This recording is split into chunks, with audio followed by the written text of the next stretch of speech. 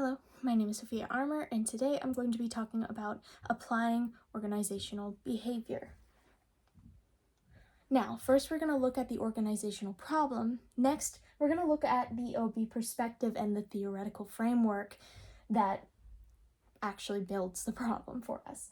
And thirdly, we're going to go through the recommendation as well as the obstacles. So we're going to take a look at how can we fix this problem? What are the next steps we can take?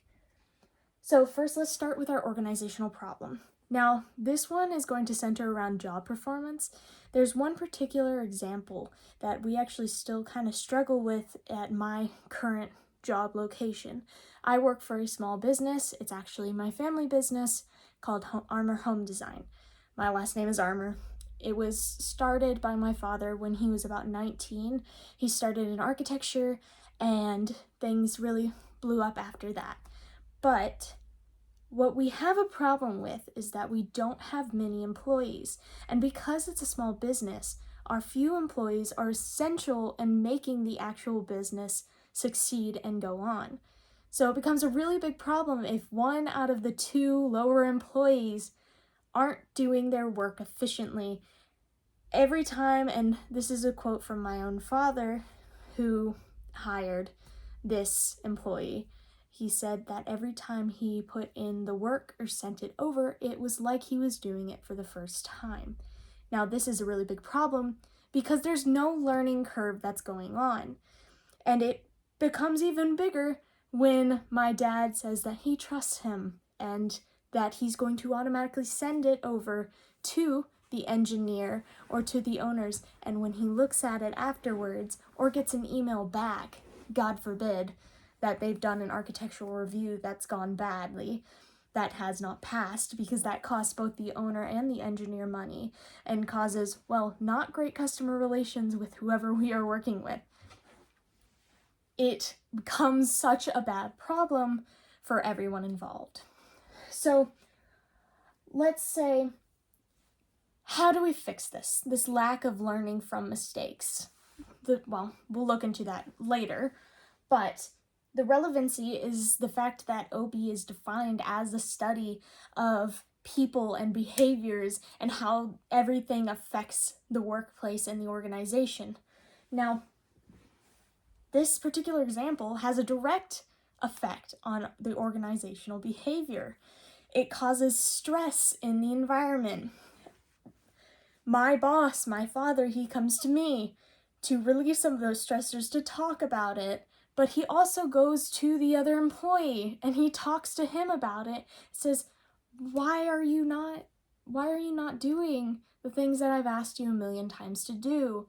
And it is the same level of professionalism and that relationship with him that our employee is going, I'm really sorry, it won't happen again, yet we're still reaching these same problems over and over. Now let's look into the theoretical framework of this. So first we're going to look into the narrative. So the job demands and resources, right? You're given all these resources to succeed in this environment.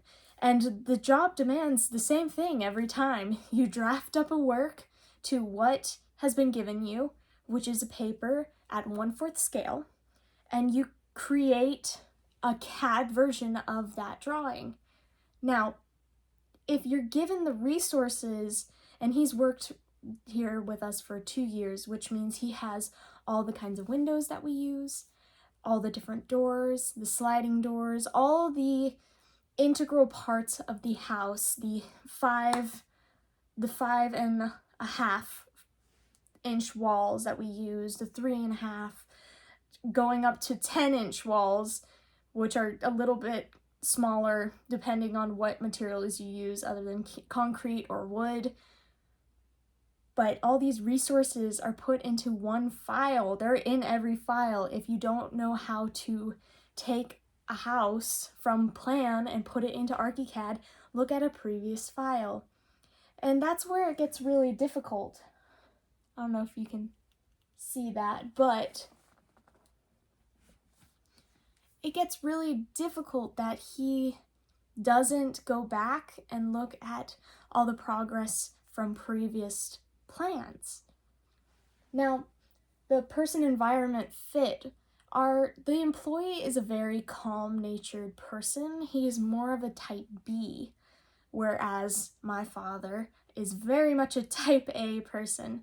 He's very much a Adam, go, gotta get something done person. Now, motivation is the expectancy theory, right? So, if we look at what is expected of us as employees, what we expect the job to be, we should be able to perform to that level if we know what's going on. Now, if the feedback is given over and over, this is the criteria, and it's the same criteria every time, shouldn't the expectancy theory come into place where you expect it to be the same every time? If there's some problem, then you reach out or you ask about it. Although I can understand that in the environment with such a type A person with a type B person, it's a lot more difficult to really connect and talk things out in a way that benefits everybody involved. So the equity theory is that, well, what can we give you? What do you need as a reward or contingency to maintain your work level and succeed and really drive this business forward? Now, what has happened in the past, our boss has increased his raise without the employee asking at all, just to show that he appreciates him and his hard work and being there. And he increased it, I think it was at least $2 increase. And the employee never asked. It was just to show that he cared and he respected him and he valued him as part of the company. And the same thing happened for me too. He increased my own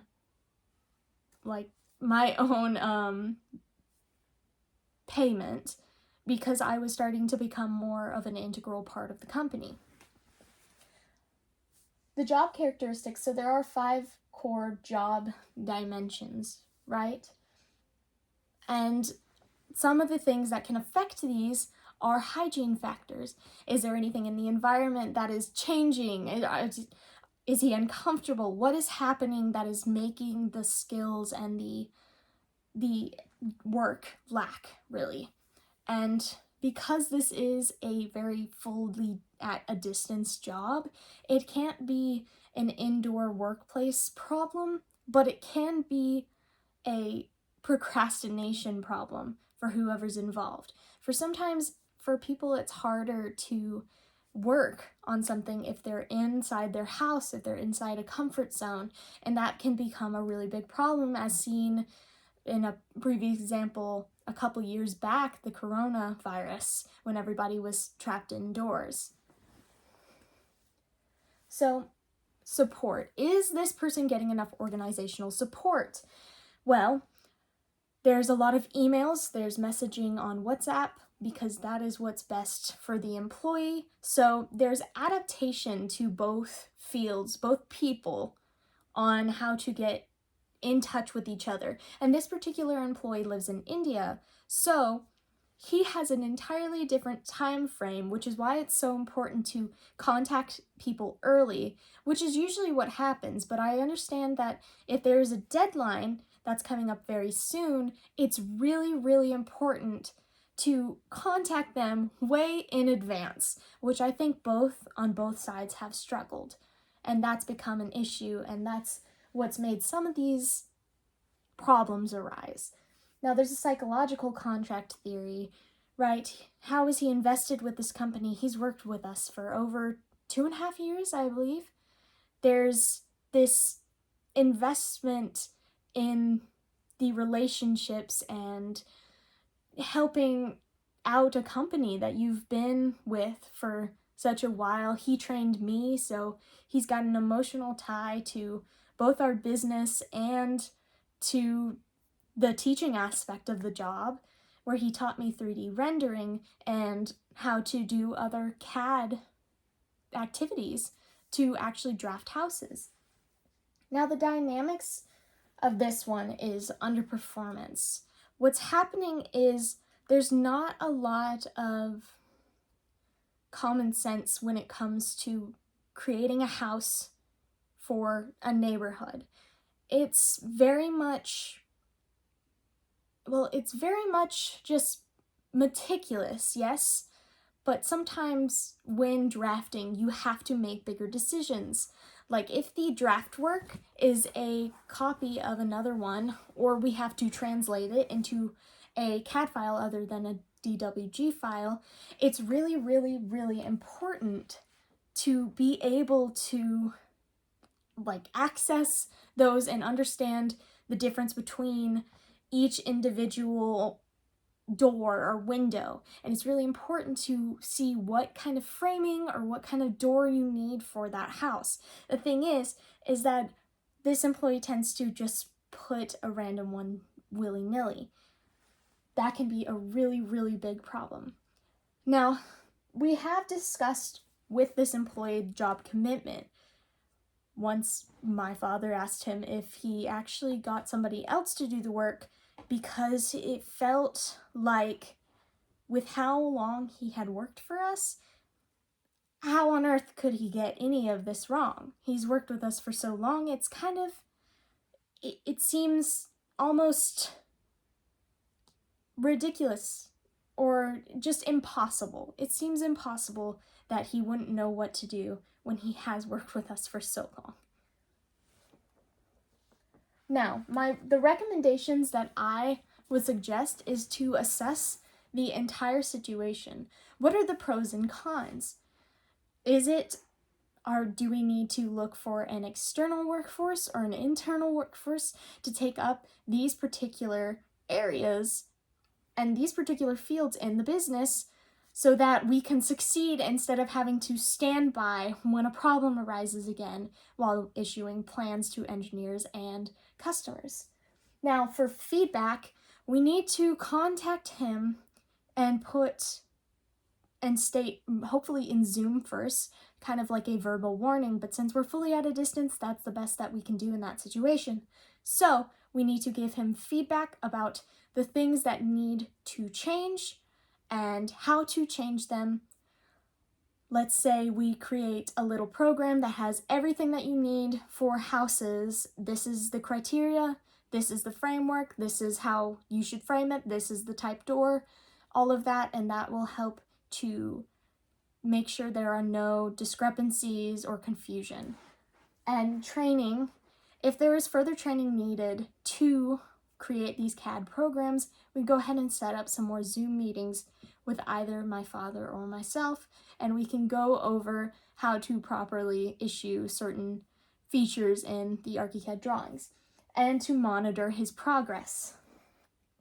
Now, the final option is specialization. This particular employee is fantastic at 3D rendering, so why not, instead of having him do any of the CAD drawings and transferring those into CAD, we have him specialize simply in 3D rendering and videos, since that is the field he's most comfortable in and that is where he excels. He's had no problems with them.